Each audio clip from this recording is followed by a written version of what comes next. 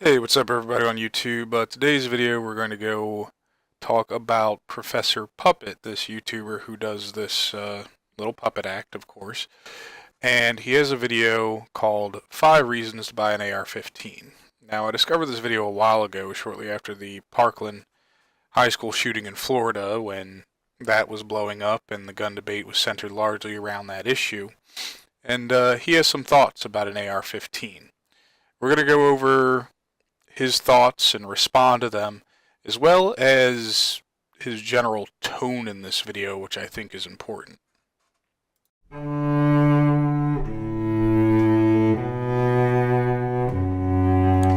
Hello my friends, I'm Professor Hans von Puppet. I'm sure you already know the tragic context of this video, and if you're engaged at all in social media or any media this week, you've been overwhelmed by people arguing about gun control. As always here on the Professor Puppet channel, we like to try and understand things, even some other people's insane-sounding opinions. And I know that whatever I say, there will be a lot of self-righteous, angry, and sometimes very ugly comments below this video, and that is okay. I wouldn't be much of a YouTuber if I couldn't stand a few straw man arguments or ad hominem attacks. So, maybe 30 seconds or so into the video, my first problem with Professor Puppet arises, and that is the way he frames comments. I'm assuming comments that disagree with him, even though he doesn't explicitly state that, but he categorizes them as straw man and ad hominem attacks. This is really weird to me. No, you wouldn't be much of a YouTuber if you couldn't withstand those things. But at the same time, I think if you're going to be political on social media of any kind, it's important to seriously consider what people are saying, but more importantly, why they're saying what they're saying. Being pretentious and going for hot takes all the time ultimately helps no one and solves no problems. You're just boosting your own ego and trying to shame other people into having the same opinion as you. That doesn't work and has never worked. So here are the top 5 reasons to buy an assault rifle. Okay, I've got to stop you right there. Again, with this assault rifle terminology, I know this has been done to death, but it needs restating, because even now, in 2019 in the new year, people still look at an AR-15 bought by a civilian and call it an assault rifle. Even by the current definition of assault rifle, a civilian legal AR-15 is not an assault rifle. It can't be.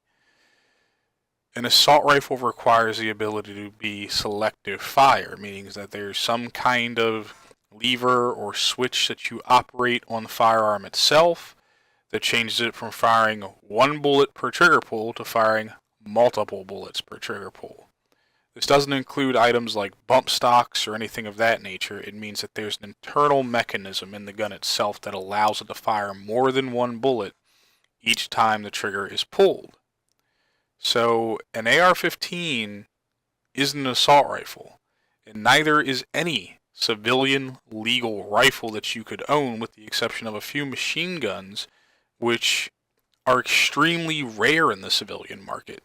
Most people will never own a machine gun because it's cost prohibitive to do so, and the amount of legal loopholes you have to jump through it discourage anybody from trying to buy one. Number 5. To shoot at watermelons and other fun targets. Shooting guns is undeniably thrilling. The machinery is intricate and interesting, they look cool, and the very danger and gravity of using such a dangerous and deadly tool for sport has got to deliver some kind of atavistic charge to our adrenal glands. You seem to carry this tone that having fun with guns is a bad thing. The thing is a lot of the stuff we do for fun is inherently dangerous. Guns are really no different in that regard. Yes, we as human beings seek out things that, get our adrenaline pumping, that get us excited, because those things ultimately make our lives more fulfilling. In business. Number 4. You're a prop master for films. Even when assault weapons were banned from 1994 to 2004, movie prop masters were able to get special licenses for these blank-firing guns used in films. This make-believe violence on film sets, it's always done under the strictest possible safety measures. They shoot blanks, but with real guns, so it's still pretty dangerous. Some of these movie armorers are real military historians who do their best to keep the guns in films as accurate as possible. Though honestly, these days, you can get pretty much as good results with plastic toy guns and digital effects. Just look at the amazing stuff they do at Rocket Jump without ever even firing a blank. So this is what the final effect looks like. Well, it's funny you say that because I'm a fan of Rocket Jump and they do amazing digital effects.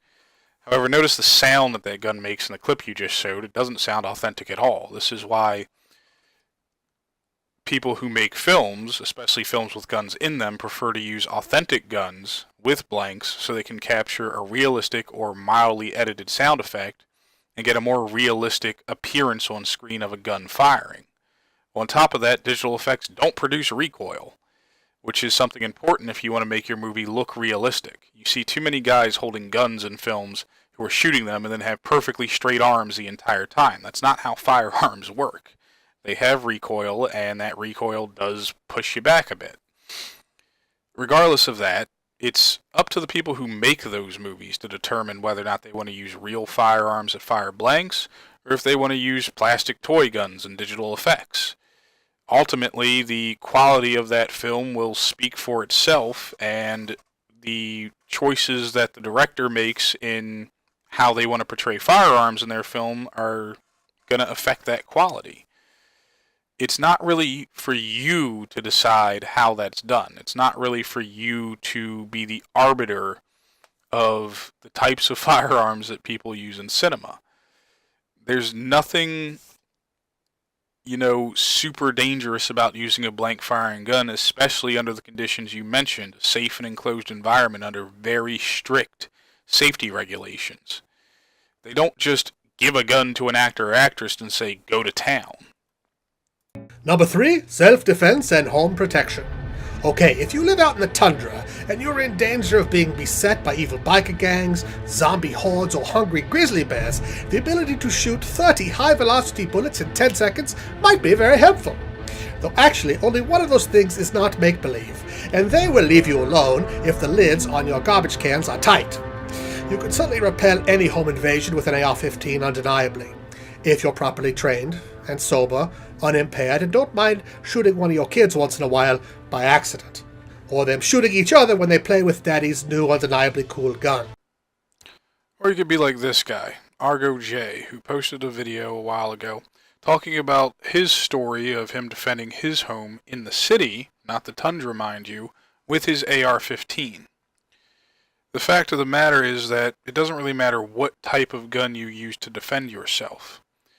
Most gun owners will say use whichever one you're most comfortable with because that's the one that's going to give you the best odds of surviving an encounter where you may have to use a firearm. This idea that an AR-15 is some magic death-dealing machine that is going to cause you to accidentally kill other people or create some kind of unseen havoc or is only useful against grizzly bears for some reason is just absolutely absurd and false. It makes no sense and it doesn't apply to reality. It doesn't apply to the reality of most gun owners. I own an AR-15 and my house is a single-story rancher with a basement. It's not humongous, and using my AR-15 to defend myself would probably be absurd, especially when I have a perfectly good handgun that I have easier access to and I keep loaded. As far as children getting their hands on guns, well, that's up to negligence. That isn't the fault of the gun. Gun owners know that they should store their guns safely and keep them out of the hands of people they don't want to use them. Unfortunately, not all gun owners do this, but not all car owners do this either. Bad people have a way of getting their hands on things. Taking them away from law-abiding citizens isn't going to stop them from doing that. And I know you've heard this argument many times before, but it bears repeating because it is true, and has always been true. machine gun for this, you certainly wouldn't mind going through a little safety training, being properly licensed, and having your gun registered to a national database in case it fell into the wrong hands, would you? Of course not. Well, I would have a problem with those things. Because in the United States of America, your right to keep and bear arms is a right. It's not a government-granted privilege. It's not something meant to be licensed. Giving the government the ability to do these things, to regulate your rights in such a way where you need a license to exercise them, is very, very dangerous. And besides that, nobody uses a machine gun to defend their home. Again, I've already been over this. Machine guns are prohibitively expensive to own. No one I know of, and I assure you, not one person you could name, has used a machine gun, that being a fully automatic weapon, to defend their homes with. But of course you're conflating terms again. You think any gun that's black and scary looking is immediately an assault weapon or a machine gun of some sort. This is the problem with anti-gunners. You want to go after guns so badly, but you don't know anything about them at all. You can't even get the basic terminology right because you just don't care. Your argument is one based on your ego, about feeling morally superior and more intelligent than gun owners. You just want to help keep the peace as part of a well-regulated militia, right? You know, well-regulated, like it says in the Second Amendment? I have yet to meet a single gun owner who actively wants to attack the U.S. government. There are a few crazies out there, and we push them to the margins for a reason. We don't want them in our community. At the same time, when we say we want to defend ourselves from the U.S. government, what we mean is a tyrannical government, one that willfully and unlawfully infringes upon the rights of the American people. And that's the kind of government that we will defend ourselves against. No, we're not going to go storm the White House lawn, AR-15 in hand, screaming, "Don't tread on me." But if the government decides they want to kick down our doors and take away our freedom to bear arms or our freedom of speech or whatever it may be, then we would rather defend ourselves to the death than just give those rights up willingly. That may seem crazy and irrational to a person like you, but you have to ask yourself, what would you do in that situation? Are your principles more valuable than your security? Reason number 2, to overthrow the U.S. government. Okay, if you really want to overthrow the government, you're really going to need a lot of these, because they have like an army, a navy, an air force, some marines, drones even. You are really not going to win that fight. There also seems to be this idea every time this is brought up that the military will just march in lockstep with whatever orders they're given all the time. That if the president handed down a kill order to start taking out American citizens, they would just follow it. No questions asked. And mind you, this is like an en masse thing. This isn't just one or two people. This is the government becoming tyrannical. This is the government saying, we're going to infringe upon your rights because we want more power. The people in the armed forces swear an oath not just to obey orders, but to protect the country from all enemies, foreign and domestic. A tyrannical government is a domestic enemy, and I have more faith in American soldiers than you may have to think that they would do the good and moral thing and stand up against the government in that case. So, in that scenario, the more realistic one in my opinion, all of that firepower you're talking about is turned against the despots, as it should be. I know Thomas Jefferson said there should be a new American Revolution every 20 years, but I think he was talking more in the metaphorical sense of the revolution of elections. And that's why the Constitution has its own built-in mechanism for changing itself and its amendments when the times change. If you really want to overthrow the government, use your words. Get involved in politics. If your message really is good enough to resonate, you're going to reach a lot more people with your YouTube channel than you ever could shoot with your assault weapons. I doubt that for some reason, and I also think you doubt that. Here's the nature of politics in America. People are using their words, but they're using them in all the wrong places. We argue back and forth on YouTube and Facebook and other social media platforms, and that's fine, but ultimately it doesn't get us anywhere. Politicians are so disconnected from the American people that most of us feel disenfranchised, and you can see this reflected in things like voter turnout numbers and approval ratings. Americans at large don't like their government. And Thomas Jefferson, being a president who lived through a bloody revolution, was not talking about one of words. He was talking about one where the government becomes so incredibly powerful and so incredibly tyrannical and oppressive against the people that the only proper response is one of force, because they won't listen to anything else. This is reflected in revolutions throughout history. We see this in the French Revolution, when guillotines were brought into the street to chop the heads off the aristocracy because they had no interest in listening to the people of France. That's the kind of revolution Thomas Jefferson wants. And that's the kind of revolution we will have if the government continues to be unable to keep the American people complacent. Which leads us to the number one reason to buy an assault rifle, which is to murder a lot of people really fast. All those paper targets and watermelons are just stand-ins. These guns' only real use is the extremely efficient shooting of human beings. Well, now you've contradicted yourself. If the only use of these guns is the extremely efficient shooting of human beings, then why do people shoot watermelons and targets? Because they're stand-ins? No, because it's fun. We've already been over that. You mentioned that as number 5.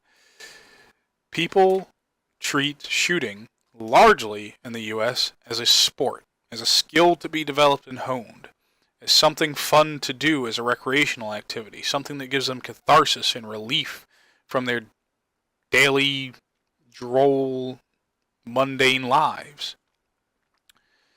They want to experience something out of the ordinary, and for a lot of us, shooting a gun is that. Beyond all that, there's a deeper argument to be made here. Think about what a gun is. It's an object. It has no agency or will of its own. It can't kill on its own, it can't shoot on its own, it can't load itself or operate in any way without human input, as all objects do. Objects are defined by this trait. An object's purpose is not inherent to it. An object's purpose is whatever the person using it decides it will be. And an object's impact only affects the world and how that object is used, not what it may have been designed for. You are going to be hard-pressed to find many people who walk into a gun store, pick up a semi-automatic rifle off the shelf, thinking to themselves, the reason I'm buying this is so that way I can kill a lot of people really fast. So if you think it's okay to shoot up to 100 human beings in under a minute, then I guess you think it's okay for people to have assault weapons. And if you think you need one because the bad guys out there who have them, the crazies, the fanatics, the criminals, well, they only have them because they are so readily available and easy to get. Criminals have access to those guns because they operate in a black market. They don't operate like the rest of us. They're not law-abiding. They don't go into a gun store, fill out a 4473, and wait for a background check. They're getting their guns usually illegally. They're tricking law-abiding citizens into selling their property. They're stealing guns. They're murdering people for their guns. They're shipping guns from overseas illegally. Criminals aren't going to stop having these guns just because it's harder for us to get them. That's what you don't seem to get. That punishing us for the behaviors of criminals isn't going to solve any problems. It only hurts the American people. And you don't see a problem with that because you don't care about the typical gun owner. You don't care what we think. You don't care how we feel about the issue. You see yourself as morally and intellectually superior to us. And that's what causes this divide. That's why we can't have a conversation about this. because you aren't willing to sit down at the table with us and have that conversation in the first place. You simply proclaim to be correct, and that's your major flaw.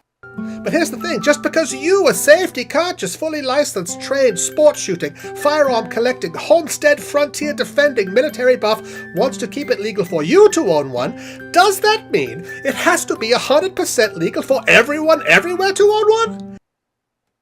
Well, yes, to an extent. The thing about rights is if you are willing to exercise and claim a right for yourself, you must be willing to allow other people to exercise that right too. And since we operate on an innocent until proven guilty system, it is 100% legal for anybody who hasn't broken the law to buy a gun. Now, does that mean everyone should own a gun? Most gun owners, including myself, will tell you no. But there's no way to regulate that without getting extremely invasive and curtailing rights left and right here and there just for the sake of it, honestly. Again, it's a slippery slope, and I know some people will call this a fallacy, but it bears true. Look at the way our government behaves. If you give them an inch, they will always take the mile. If you allow them to license the ability for people to purchase a gun, they will find ways to license more and more of our rights, taking more and more of them away, making them state-granted privileges. They do this with voting already, voter ID laws. It's absolute nonsense. If you're an American citizen, you should have the right to exercise your rights freely, period. And the government should not step in to infringe upon them in any way whatsoever, because doing so puts us all.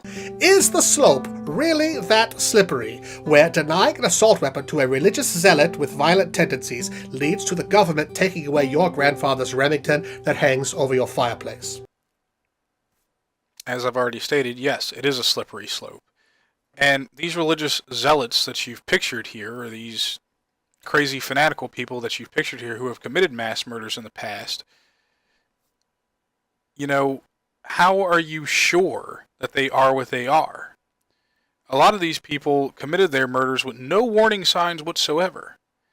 And you can't police thought. You're trying to find ways to convict people of thought crime, and we just can't do that. Or else everything becomes legal. And just because it's also possible to kill someone with other things, like knives and cars, regulating assault weapons would be like banning them? Well, for starters, knives and cars have many other non-murder uses. And so do guns, by your own admission earlier in this video. Sure, the watermelon thing is fun, but for the same price of an AR-15, you could buy a PlayStation with a lot of games, and then you can machine gun to your heart's content, and nobody gets hurt. Well, I own a PlayStation and several copies of GTA 5 on multiple systems. And yeah, you can machine gun in them and no one gets hurt. You know what you can also do in real life?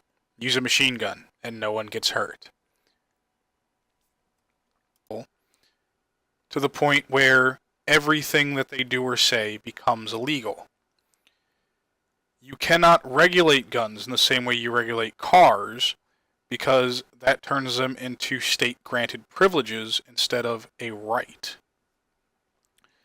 Lastly, just about everything you said in this video was an argument for gun ownership.